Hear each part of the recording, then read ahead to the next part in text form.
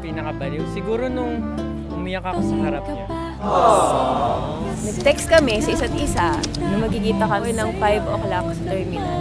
Bale, 6:30 na siya dumating. Nasa bus na kami. Sabi niya, ay, nakalimutan ko yung uniform ko. Wawa, 1 hour and 30 minutes kitang hinintay. Tapos iiwan mo lang ako.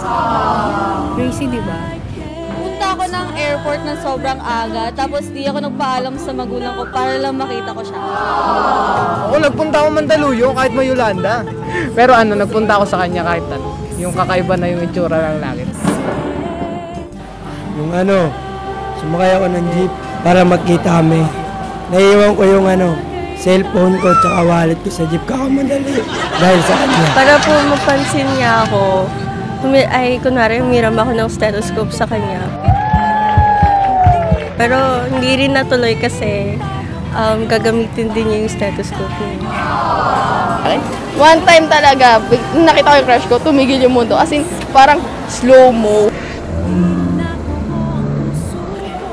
Yung ganun. Nagawa ko kumanta dun sa baba ng mall, yung kita ng lahat. Kasi yun yung birthday wish niya eh. Lahat ng pwede mong isipin, nagawa ko na. Kulang na lang magpakamatay ako. Pero nagmahal lang talaga ako eh. Kaya lang ang sad kasi iniwan lang niya ako.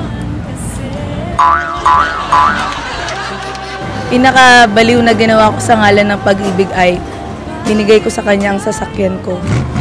Yun lang. Graduation namin yung sinabi niya sa akin na pupunta siyang Baguio. Tapos ginawa ko lahat, sinundan ko siya sa Baguio.